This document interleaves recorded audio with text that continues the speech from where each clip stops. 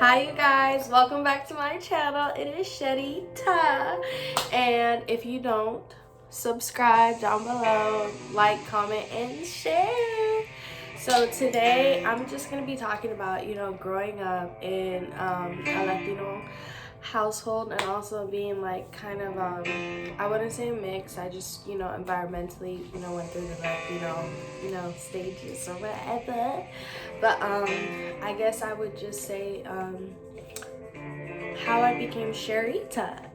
So how I become Sherrita, and I think the first thing was my hair and my skin color. So obviously when you are in the foster care system, you are sometimes placed with people who do not look like you, or people of a different ethnicity, nationality, origin. So I happen to be placed in a Latino household, which I'm pretty sure I've talked about briefly.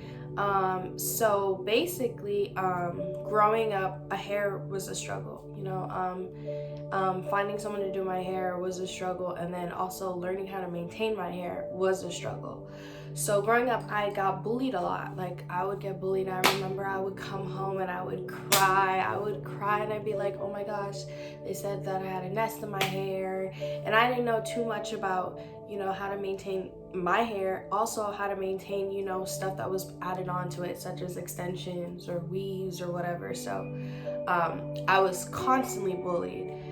So there was times where I would wear a beanie, or I would wear a hat to hide my hair. I remember actually this one time we were doing the Pledge of Allegiance in my class, and it was my Spanish teacher, and I was in Spanish class, and I had the beanie on. She's like, you need to take it off because it's Pledge of Allegiance. And I was like, I can't, I really can't. And she's like, what do you mean, why you can't? And I was like, because if I take it off, the girls are gonna bully me here at the school. And she was like, what do you mean? I was like, look, I didn't want to tell like my family that I had at home at the time, because I didn't want them to feel like ashamed or something. And I was feeling shamed. I didn't want to talk about it because I was already embarrassed. So I told her, I was like, hey, look, they're bullying me here at the school. They said my hair looks horrible, and they keep talking about my hair, and I want to hide it. So and she's like, okay, you can keep it on. Later, I think it was like maybe 5th period, I get a notification, like a summons to go to her room, and she's like, look, I know this lady who lives not too far from where you live. I looked up your address and stuff, and she's gonna do your hair. So that was like the first time I actually got my hair relaxed, and I didn't know how to take care of that either, and I was like, why is it burning? So hair was a big struggle for me. I think that's one of the reasons why I love to do hair now. If you can see, in every video I change up my hair because I love just playing around. And a lot of times when you're bullied on something, or a lot of times when you go through something, you want to perfect that thing. So I'm always trying to learn about my hair, and there's still a lot of times where I don't know like how to take care of it, but I'm still learning. My skin color, just being of darker complexion, and then you're around a lot of people that are, fairer skin or lighter than you, you kind of start to feel like insecure about your skin color. So I think that one of the biggest thing was when I used to like a guy at school, or, I'd be like, well, does he like black girls? Or do you think he'll like me because, I'm like darker or whatever? And it was usually guys outside of my race, because I was familiar with that. And then as I got older, I was like, hey, let me get some chocolate, you know what I mean? But besides that point, yeah, I would be like, do they like black girls or whatever? And then, a lot of the friends I had, they were like, oh, well, I think he likes chocolate girls or whatever. So there's also that stigma too, when you're, of mixed race or whatever, and you're like my complexion or, darker, it's like, okay, does he like black girls, or do you think he's into chocolate girls? Or there's that thing. And then you're also struggling with how you look, because your family, they may be fairer skinned than you, they may be lighter than you. So there's also that. And I remember one time some kid almost like broke my arm, and I was like, hey, don't do that. And he's like, well, where I'm from, people who look like you are beneath me and I could do whatever I want. And I didn't understand too much about my skin color until like, you know, the teacher started calling home and telling, you know, my foster family, like, hey, you need to teach about our culture, and then the struggle with hair. And I realized how important it is for a Black young girl and just even being a Black woman to know about, you know, how to maintain your hair, the beauty in your skin, you know, loving your skin. So that's some of the reasons. And I want to go into makeup. So I was around a lot of people, all my friends, you know, in the family I was raised in. A lot of them did makeup. Like, a lot of the girls did makeup. Like, the brother I grew up with, all his friends did makeup. So I was so fascinated, and I started at a young age. I'm talking about I was probably like 11 years old, and I was like, oh my gosh, let me play with my... So at 11 years old, I started playing with mascara. I started getting into like people's makeup. Like, when they weren't looking, I would get into their makeup, and I just started, you know, getting into makeup. And I remember I would get in trouble all the time. I would be like, but I just wanted to wear it, and they're like, you don't need it, you have beautiful skin. And there's that connotation too, like, people be like, you have beautiful skin, you don't need the makeup. And I was just so fascinated. And I think what really got me into makeup was I ended up becoming friends with these two twin girls, and they loved makeup. I'm talking about love makeup. And I was in school, and I'm still in school, but it was like me first starting off college, and we would have study groups, and they would just do the makeup. And I was like, oh my gosh, that's so cool. So I started, you know, starting off with like, you know, Dollar Tree makeup, and then I would go to like the beauty supply or like, you know, Fashion Cues, and they have a makeup section. I would start getting that. And then I went to drugstore, and then when I had more money, I would start getting like the expensive like Tarte, Urban Decay, NARS, and I started just, you know, doing my makeup. And I always had people doing my makeup. I was like, oh, can you do my makeup, because I don't know how to do it and all that stuff. So at a certain point, I was like, you know what, I have all this makeup, like, I need to practice. So I started practicing. And a lot of it about, like, people don't understand about your makeup journey. You're supposed to look crazy as fudge in the beginning. You're supposed to look completely crazy. You're supposed to look like, what the fudge? So I was looking crazy, like the eyebrows were not, and sometimes I still be looking crazy. But that started my makeup journey. And that's one of the reasons I love makeup so much, because I always had people do it for me. And then once I started getting tired of that and wanting, and people, you know, they're not on your time too. So I just like, let me learn how to do it myself. So I started doing it, and then I started getting people coming at me like, oh my gosh, wow, you just transformed. So I think what started my makeup, fashion, everything, the journey, what made me become Sherrita, is because of a lot of the insecurities I had, because of a lot of bullying I had, because I was in high school, let me be honest, I was a nerd. I knew, like, not nerd, like, I was always really smart, into school,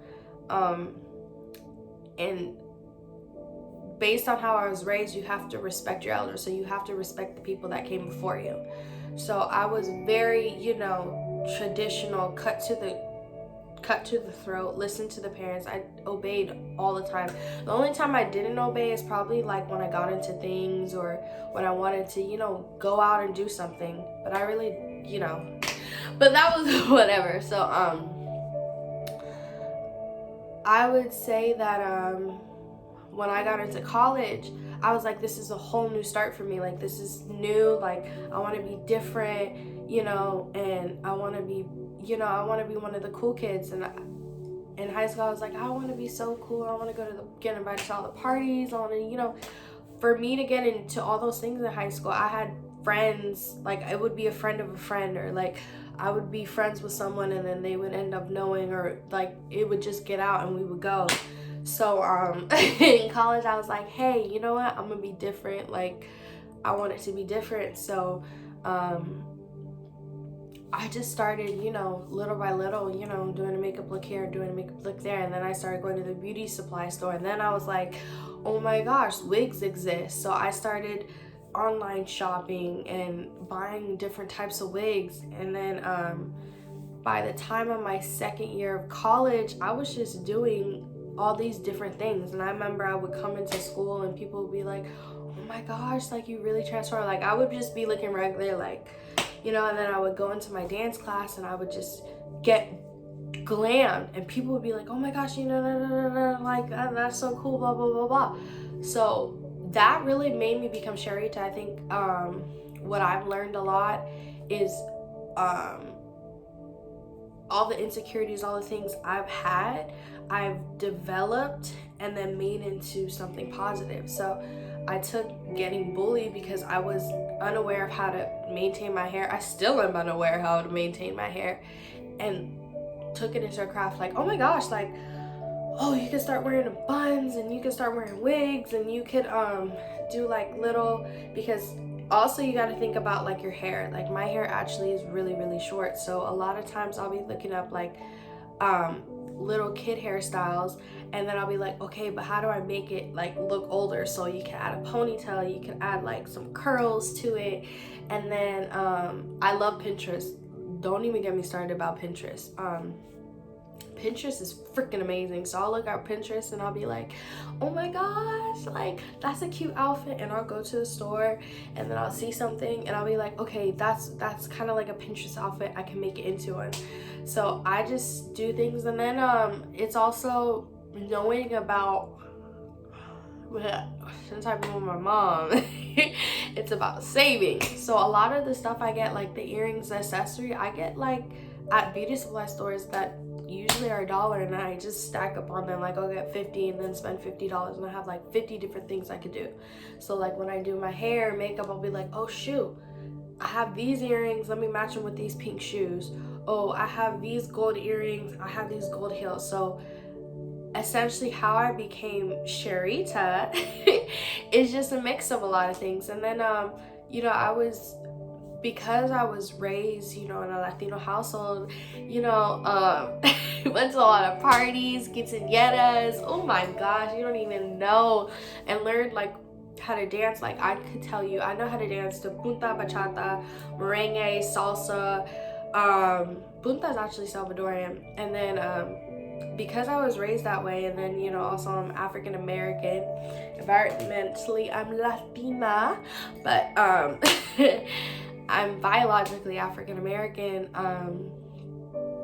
I just was able to accept all different types of cultures coming around me. Like I go Sherrita essentially is because of my insecurities and because of being bullied. So and also, you know, being a nerd in school, sometimes I've always been an outcast and everything. Like everybody, like if you can see, I'm always somebody that's out. Like they'll be like, yeah, Sherry's a different subject. Sherry's on, you know, I've always been that way. And I think I think being an outcast is